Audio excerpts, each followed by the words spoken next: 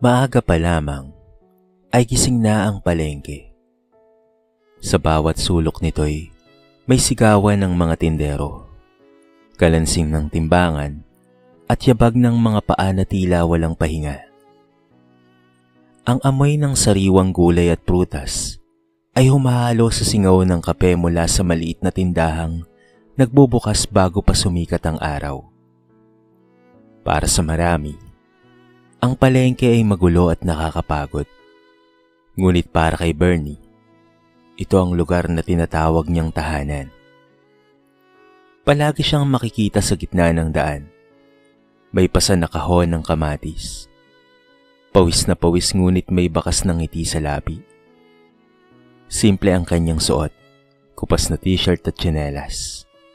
Walang anumang palatandaang siya ay may-ari ng isa sa pinakamalaking pwesto ng gulay at prutasan sa buong palengke. Para sa mata ng mga hindi nakakakilala, isa lamang siyang karaniwang kargador. Isa sa mga lalaking araw-araw ay nagbubuhat ng mabibigat kapalit ng kaunting kita. "Salamat, Bernie, ha?" Wika ng isang tinderang babae habang inaayos ang mga talong sa kanyang pwesto. "Walang anuman ho, Aling Miray," sagot niya. Malumanay at may paggalang sa boses. Hindi kailanman ipinagmayabang ni Bernie ang kanyang narating sa buhay. Sa katunayan, mas gusto niyang manatiling tahimik, nakikihalubilo sa mga manggagawa, tumutulong sa sinumang nangangailangan. Para sa kanya, ang palengke ay hindi lamang lugar ng hanap buhay, kung hindi saksi sa kanyang mahabang paglalakbay. Mula sa pagiging kargador hanggang sa pagiging negosyante.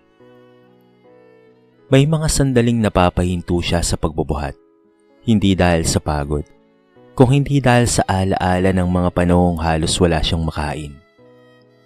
Naaalala niya ang mga gabing gutom, ang mga umagang walang kasiguraduhan, kung meron ba siyang kikitain. Ngunit sa halip na pait, pasasalamat ang nangingibabaw sa kanyang puso. Ang bawat patak ng pawis ay naging hakbang patungo sa mas maayos na buhay. Habang abala ang lahat, isang kakaibang presensya ang pumasok sa palengke. Ang mga yabag ay matalim, ang tindig ay tuwid at puno ng kumpiyansa. Ang ilang tendera ay napatingin, ang ilan ay napabuntong hininga. Dumating si Criselda. Maayos ang bihis nito. May mamahaling bag at may mga matang tila laging merong hinahanap na mali. Napadaan siya sa kinaroroonan ni Bernie. At sa isang iglap ay nagkasalubong ang kanilang mundo. Isang maliit na banggaan lamang. Isang kahong muntika ng matumba. Ngunit sapat na yon upang sumiklab ang galit ng babae. "Hindi ka ba marunong tumingin, ha?"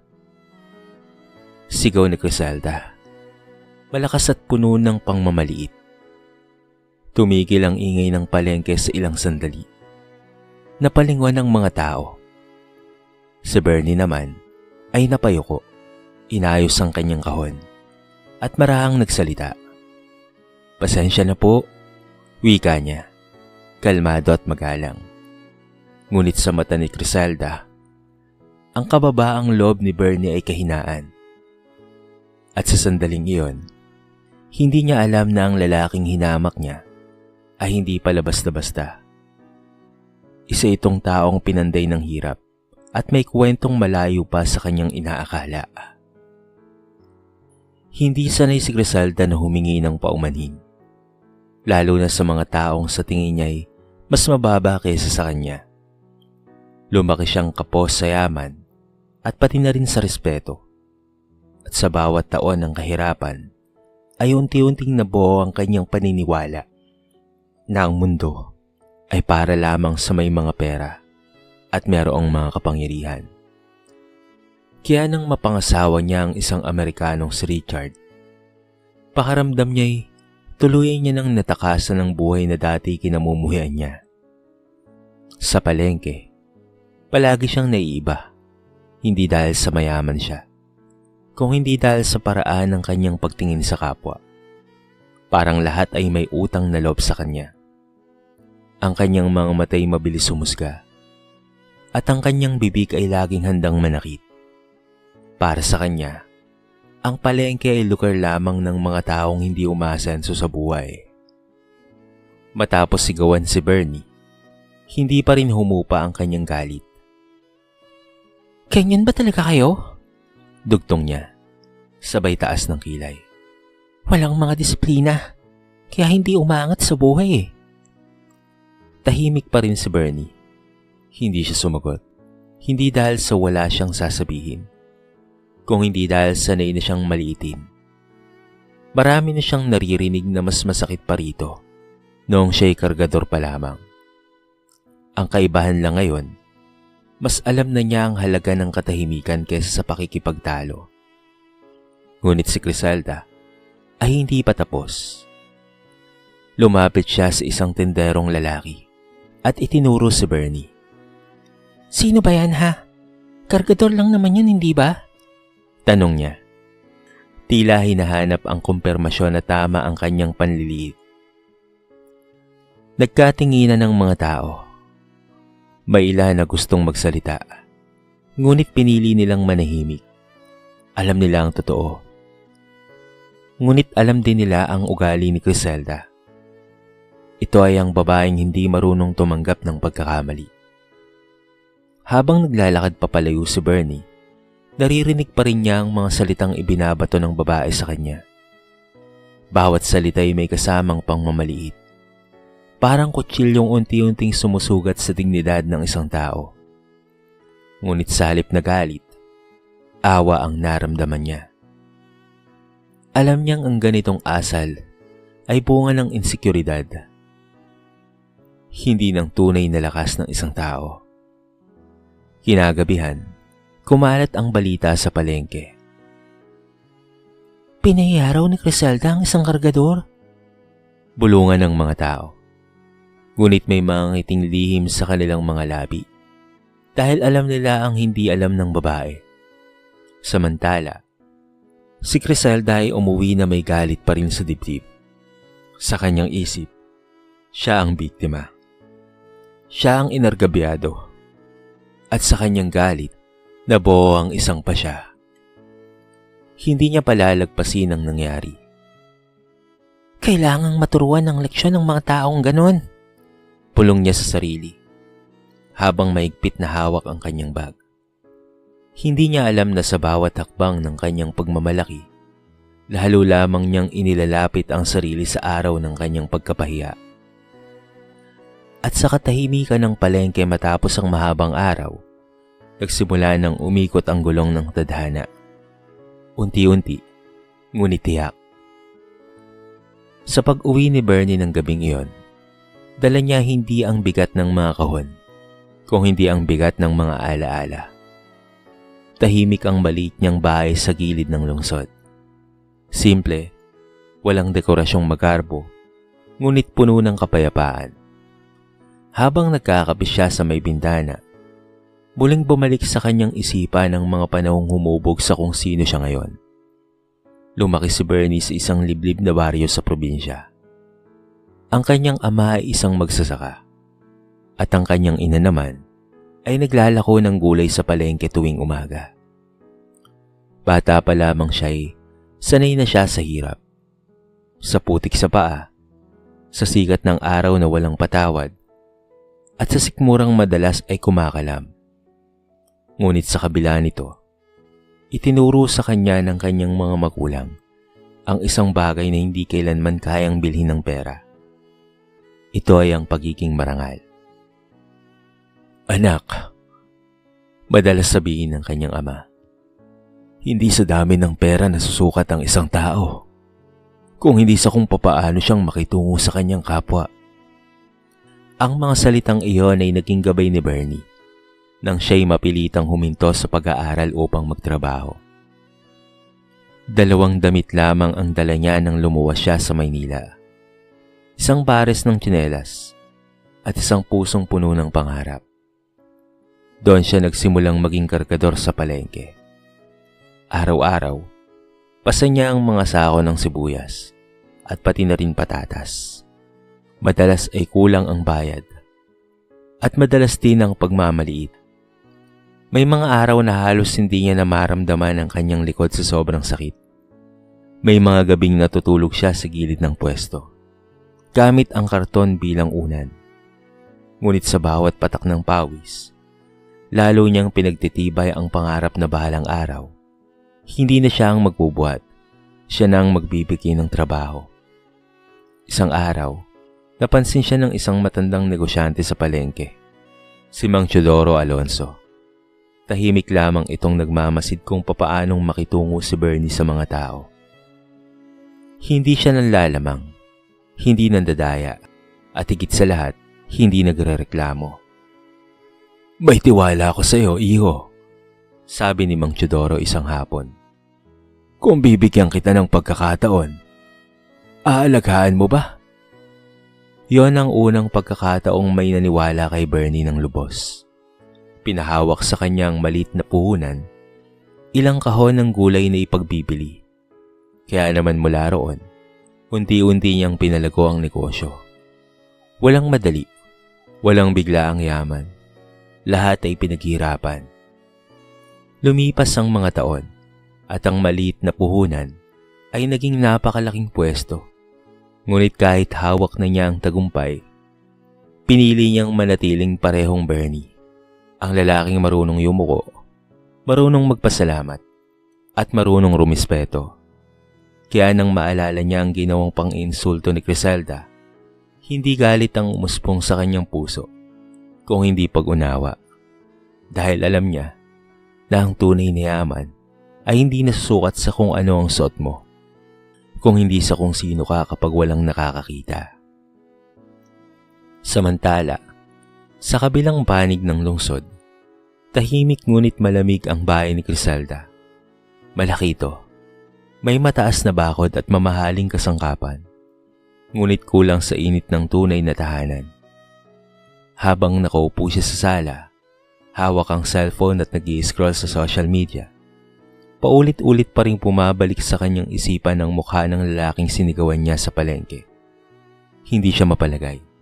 Hindi dahil sa konsensya, kung hindi dahil sa pakiramdam na siya'y hindi ginagalang. Para kay Criselda, ang respeto ay bagay na otomatikong ibinibigay sa may pera at sa mayroong estado sa buhay. At dahil sa paniniwalang iyon, mabilis siyang magalit kapag may kahit katiting na abala lamang sa kanyang mundo. Ang kanyang asawa, si Richard, ay madalas wala sa bahay. Abala ito sa negosyo nito at bihirang makialam sa kanyang mga gawain. Sa kawalan ng tunay na atensyon, mas lalo niyang ipinakita ang kanyang pagiging dominante sa iba. Kinabukasan, bumalik siya sa palengke na may masamang timpla ng loob. Habang naglalakad, sinasadya niyang tumingin kay Bernie na noon ay abala sa pag-aayos ng mga prutas sa isang malaking pwesto. Hindi pa rin nagbago ang lalaki. Simple pa rin ang kilos. Magalang pa rin sa mga tao. "Hindi pa rin natututo ang lalaking yon," bulong ni Criselda sabay irap. Nilapitan niya ang ilang tendera at maririnig ang kanyang panlalait. "Mga ganyan, dapat ay tinuturuan ng leksyon.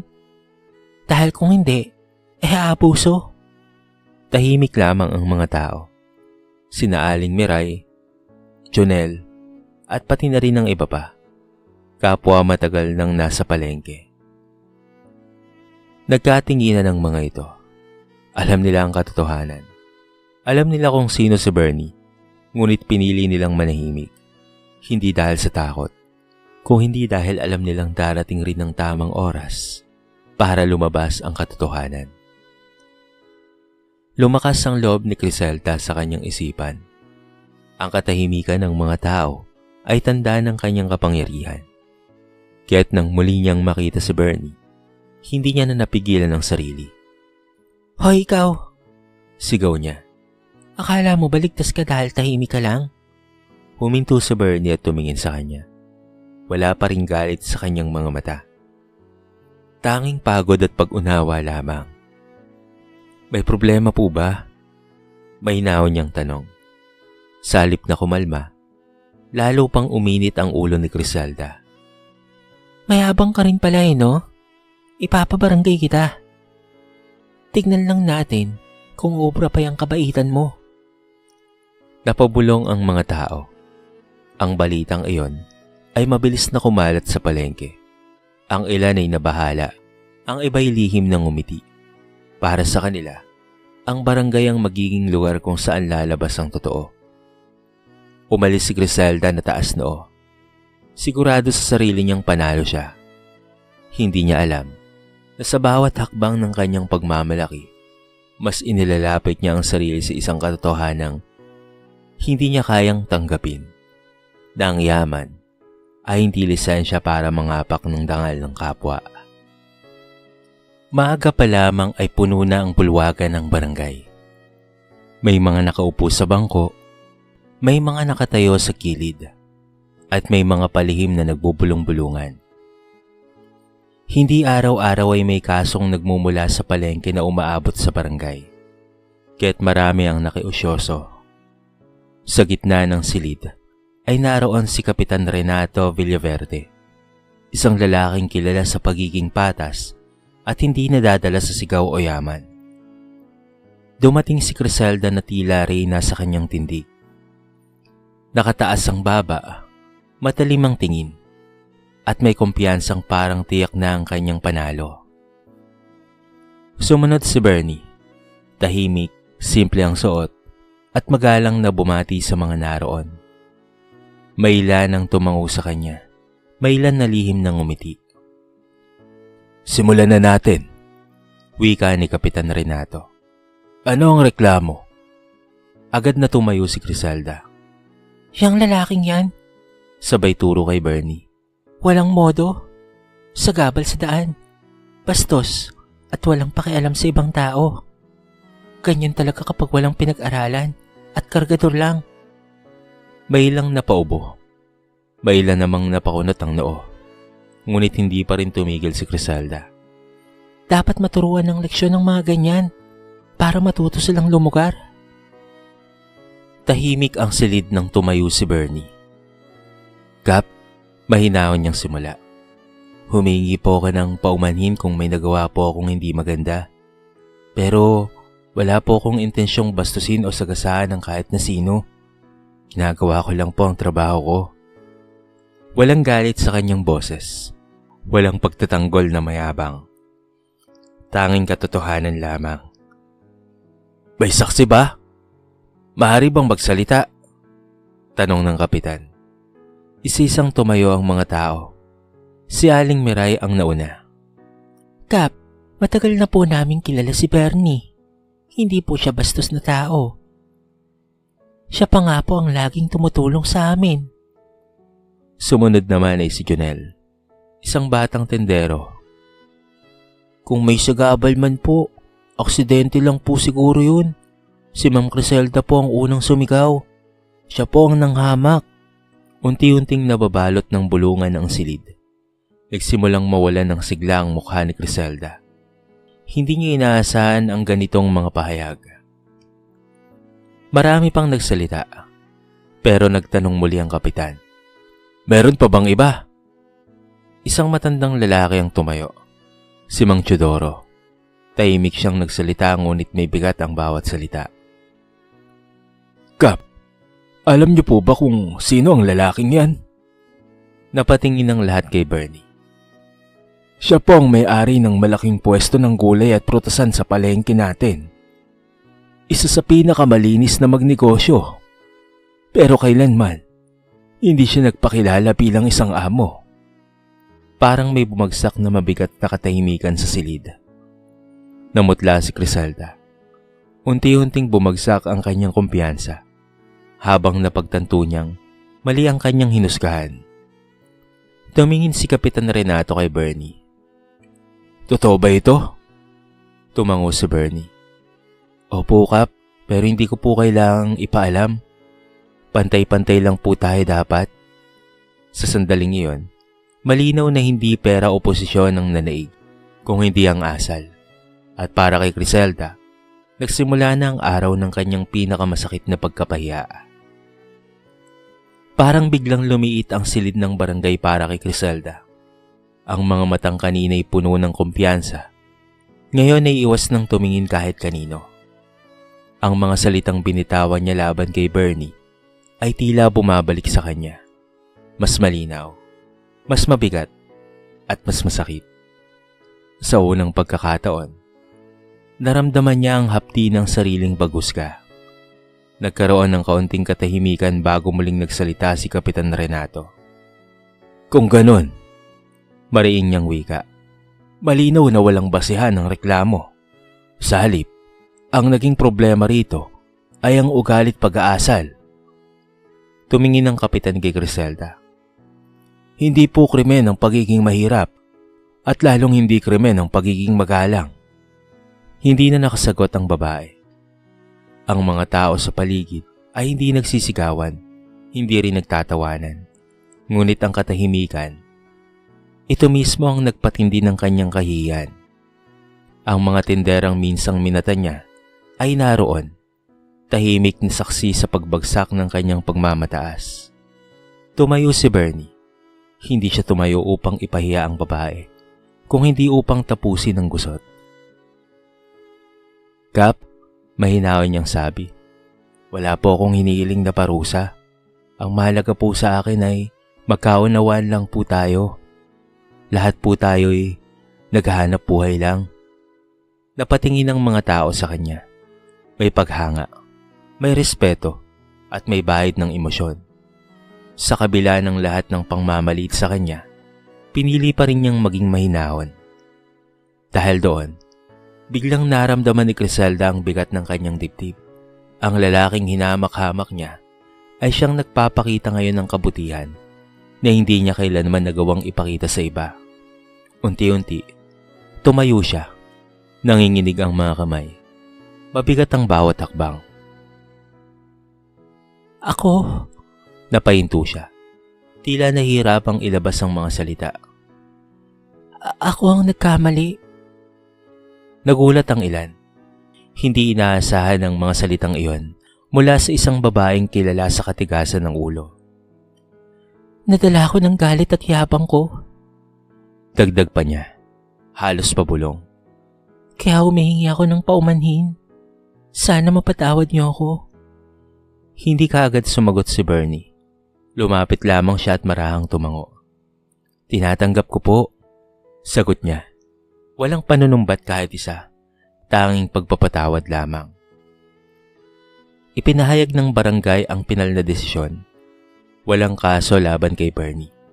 Sa halip, pinayuhan si Criselda na matutong igalang ang kapwa.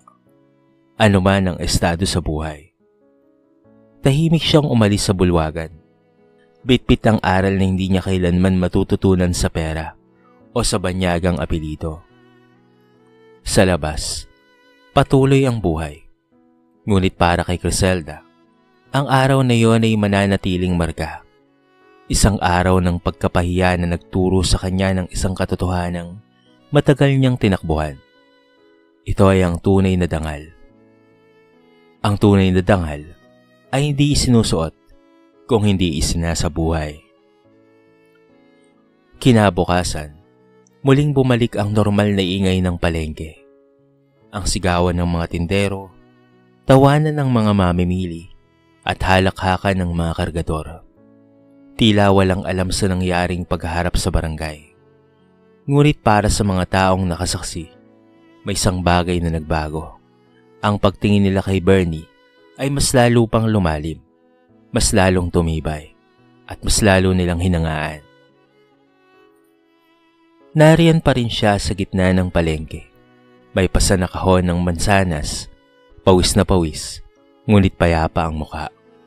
Walang bakas ng pagmamataas, walang yabang na tila may karapatan na siya. Para sa kanya, ang kahapon ay tapos na. Ang mahalaga ay ang araw na hindi na ito at ang mga taong kasama niyang naghahanap buhay. Bernie, salamat ha, wika ni Jonel habang iniabot ang bayad. Kung hindi dahil sa'yo, baka wala kaming lakas ng loob na magsalita. Ngumiti si Bernie. Tama lang yun, sagot niya.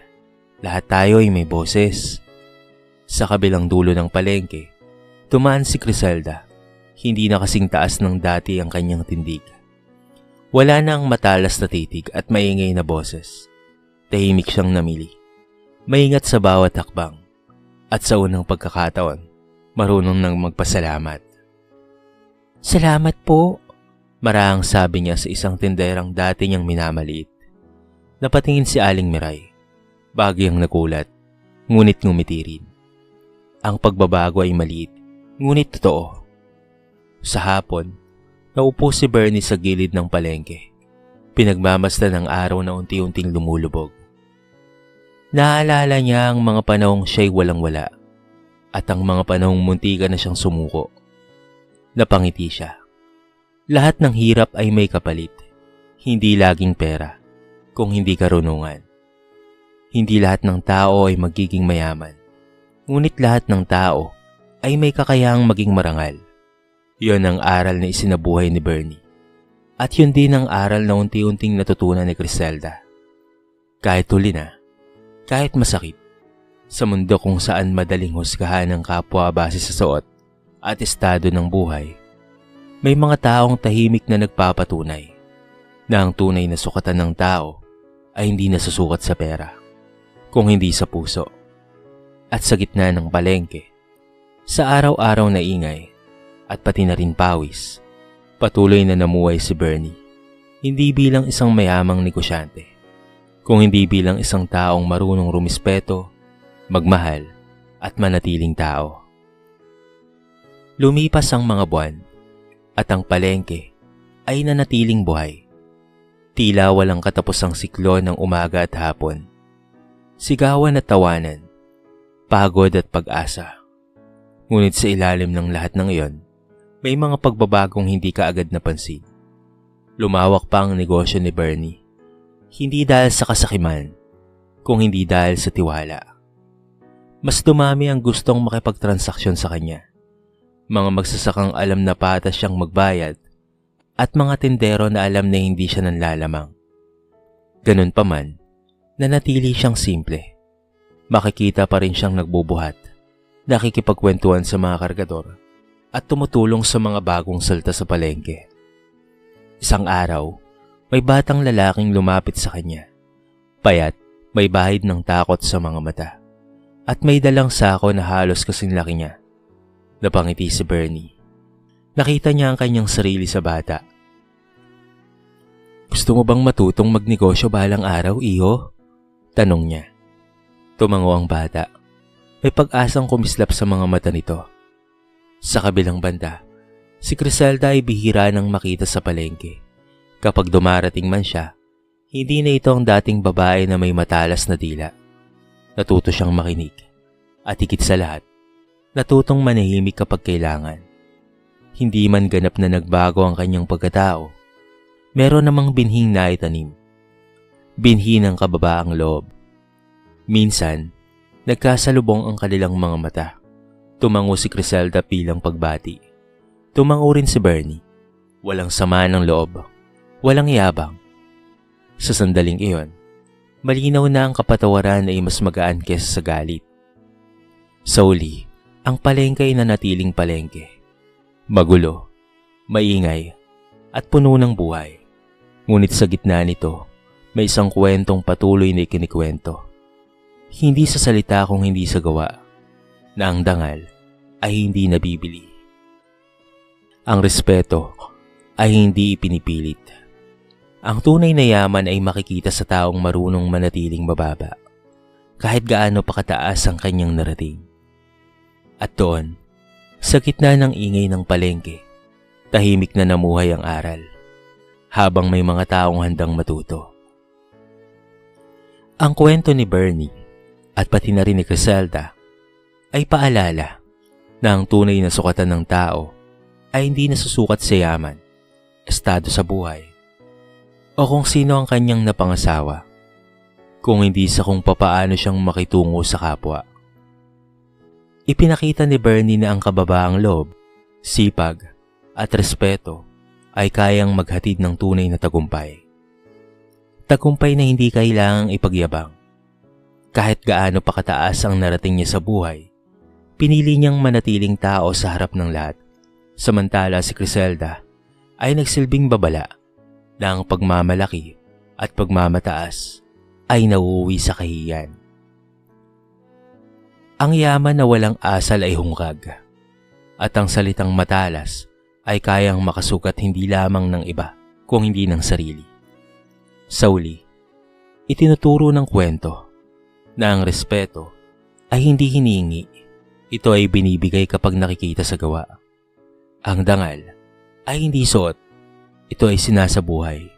At higit sa lahat, walang taong mababa kung marunong rumispeto. At walang taong mataas kung wala itong puso. Dito na po nagtatapos ang ating maiksing kwento sa araw na ito. Sana po ay nagustuhan nyo. At sana po ay kinapulutan nyo ng maraming aral. Kayo mga kabarangay, ano ang masasabi nyo sa ating kwento? I-comment nyo naman sa baba ang inyong mga reaksyon at babasahin natin ang lahat ng yan. I-comment nyo na rin kung taga-saan kayo para naman malaman ko kung saan nakaabot ang video na ito. Paki-like and share na rin po ang ating kwento para mapakinggan na rin ng iba. At kung bago ka pa lamang sa ating channel, baka naman pwedeng pakihit ang subscribe button at bell notification button para naman updated ka sa mga bago nating upload na katulad nito. So paano mga kabarangay? Hanggang sa muli, thank you so much and peace out.